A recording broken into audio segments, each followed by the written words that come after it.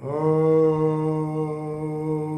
गुरुर्ब्रह्मा गुरुर्विष्णु गुरुरेव महेश्वर गुरुरेव परब्रह्म तस्मै श्री गुरुवे नमः। तीर्थ मिले से एक फल, संत मिले फल चार, सदगुरु मिले अनेक फल, कहत कबीर विचार।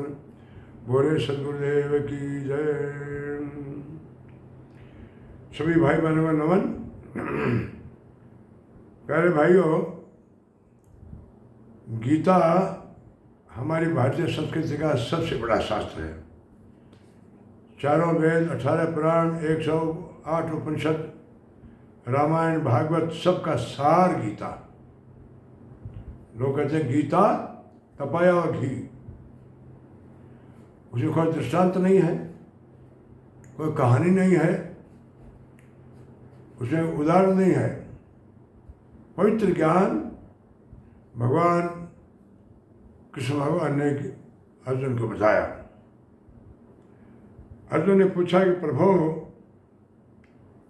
मैं चाहता हूं कि आपके असली स्वरूप को मैं पूर्ण रूप को प्राप्त करूं। अंश अवतार में है भगवान, पूर्ण ब्रह्म कभी अवतरित नहीं होता। जी असंख्य कलाएं हैं, जिसको पूर्ण ब्रह्म, केवल ब्रह्म कहते हैं। उसके बारे में वेद शास्त्र भी मौन है और नेति नेति कह करके सबने हार स्वीकार कर ली। तुलसीदास जी ने कहा है, इदमिथम यही कही न जाई।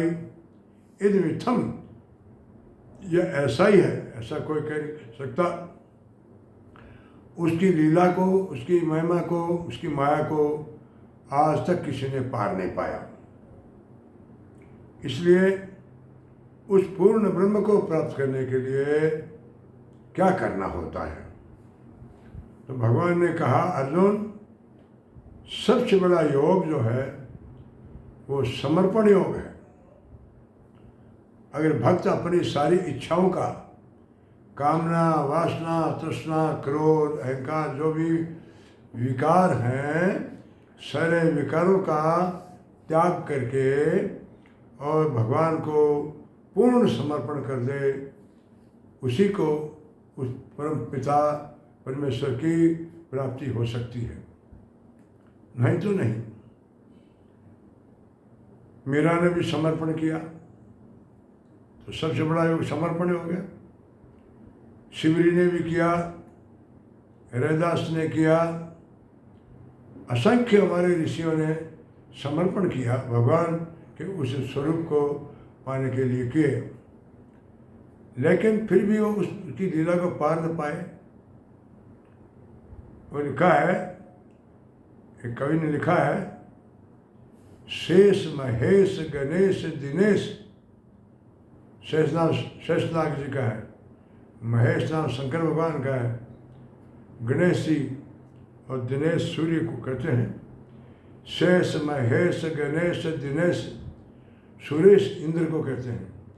सुरेश ही जाहि निरंतर गावे, जाहि अनादि अनंत अखंड अभेद अछेद सुभेद बतावे। जी परमेश्वर के बारे में शास्त्र में जाहि अखंड, उसके टुकड़े नहीं होते, जाहि अखंड अभेद अछेद सुभेद बतावे। सभी वेदों में इसके बारे में बताया है। अनादि है, जो अनादि अनंत, कोई अंत नहीं है। नारद से सुख व्यास रटे, नारद से सुख व्यास रटे, पची हारे पुनीत पार न पावे। वो पच के हार गए, फिर भी उस परम सत्ता को पार नहीं पा सके। फिर लिखा है, उसका कोई पार नहीं पाया, ताही अहीर की छोहरिया, छछिया बड़ी छाछ में नाच नचावे। यानी उसे भगवान को अहीर की गोपियों की लड़कियां, छछिया मानी एक टोक सी छाछ के लिए नाच नचाती हैं कि कृष्ण भगवान से कहती है बाल लीला में थोड़ा आप डांस करो तो हम आप थोड़ा आपको दही और दे दें, छाछ दे दें। अर्थात ऐसा भगवान केवल प्रेम की डोर से पकड़ में आता है और उसे पाने के लिए समर्पण करना पड़ता है। समर्पण क्या है कि अपना कुछ नहीं है, जो कुछ है सो भगवान का है। जय विजय राखे राम, जय विजय। तो भगवान ने कहा है, पर गुरुदेव कहते थे बेटा 100% समर्पण जब हो तो उस परम धाम में जीवात्मा पहुंच सकती है। 100% समर्पण जितने भक्त हैं कोई कर नहीं पाया भारत के इतिहास में। मेरा का भी 99% था, 99% था। उसके मन में दुख था कि उसे पति का प्यार नहीं मिला, पति का सहयोग नहीं मिला। लौकिक इच्छा थी, भले ही वह भगवान के लिए थी कि वह भगवान मेरे पति भगवान का भजन नहीं करते हैं, तो इच्छा तो थी ना। शिवरी की भी इच्छा 99% थी, उसको भगवान को पाने की इच्छा थी, मुक्ति की इच्छा थी। मीरा कबीर सबकी कोई न कोई तो इच्छा थी। 100% वाला एक ही भक्त बना। गुरुदेव कहते थे वो कौन था? हनुमान, जिसने छाती फाड़ के भगवान के दर्शन करा दे। ऐसा कोई भक्त हुआ वो हनुमान हुआ। मैंने पूछा एक बार, गुरुदेव हनुमान कैसे बना जाए? हमारे पूछ तो है ही नहीं। गुरुदेव बोले पहुँचने बड़ा पहुँच होती है, अप्रोच होती है भगवान तक। हनुमान जो अपने अहंकार को हनु मार देता है, जिसमें मैं नहीं रहता, अपने अहंकार को बिल्कुल ही खत्म करके ईश्वर के अंदर विलीन हो जाए, समर्पण कर दे। एकत्व तो अद्वैत की स्थिति बन जाए। बूंद जैसे समुद्र में समर्पित हो जाती है, जैसे लकड़ी आग में समर्पित हो जाती है, आग बन जाती है। ऐसा समर्पण हो, अहंकार बिल्कुल नहीं हो। एक शायर ने बड़ा अच्छा लिखा है, हे खुदा, हे खुदा ऐसी खुदाई भी न दे, हे खुदा ऐसी खुदाई भी न दे कि अपने सिवाय कोई दूसरा दिखाई ही न दे। बस मैं ही हूँ, मेरे साथ दुनिया में कोई नहीं है। ऐसा अहंकार, वो चाहे कितना बड़ा विद्वान हो, कैसा बड़ा तपस्वी हो, चाहे वो महात्मा हो, चाहे जगदगुरु शंकराचार्य हो, जब तक ये मैं रहता है, ये चाहे धन का हो, चाहे रूप का हो, चाहे ज्ञान का हो, मैं सबसे बड़ा ज्ञानी हूँ। प्यारे भाई बहनों, तब तक भगवान को पाना बड़ा मुश्किल है, क्योंकि दो में लिखा है, जहाँ मैं था तहाँ हरि नहीं, जहाँ मैं था तहाँ हरि नहीं, अब हरि हैं मैं नाही। अब भगवान जब अंदर आ गए तो फिर मैं नहीं रह सकता। सब अंधियारा मिट गया जब दीपक देखा माही। कहीं कैसा लिखा है, प्रेम गली अति सांकड़ी जहाँ में दो न समाई। ये प्रेम की जो भक्ति की गली इतनी सांकड़ी में संकुचित है, जिसमें दो नहीं आ सकते, या तो मैं आएगा या भगवान आएंगे। जब तक हम अपने मैं को नहीं मार देंगे, तब तक न तो भौतिक क्षेत्र में हम वो कर सकते हैं, न हम आध्यात्मिक क्षेत्र में सकते हैं। मैंने कल उसमें अखबार में पढ़ा कि राजस्थान का जो मुख्यमंत्री है वो बेचारा कह रहा है कि मैं इस पद को मैं इस्तीफा देना चाहता हूँ।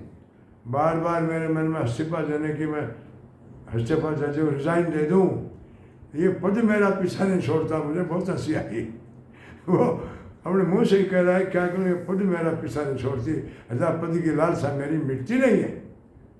कितनी हास्यास्पद बात है। एक देश का इतना बड़ा नेता कह रहा है पद को नहीं छोड़ सकता मैं, इतनी मेरी इच्छा है पद की। ऐसी चिंतन वाला व्यक्ति कैसे भगवान को प्राप्त करेगा, बताइए। तो भगवान को प्राप्त करना है तो फिर अपने अस्तित्व को भगवान में विलय करना पड़ेगा। गुरुदेव बोलते विलय, समर्पण, एकत्व, अद्वैत। ऐसा चिंतन बिना साधना के बिना गुरु कृपा के और बिना ईश्वर की कृपा के हो नहीं सकता। तो भाई प्यारे भाइयों, हम भगवान से प्रार्थना करते हैं, माँ भगवती से प्रार्थना करते हैं, आपका हमारा समर्पण उसके प्रति हो। पहले ज़मीन में समर्पण करना पड़ता है। एक किसान ज़मीन को देता है, बीज देता है, तो एक एक दाने के लाख लाख दाने प्राप्त करता है।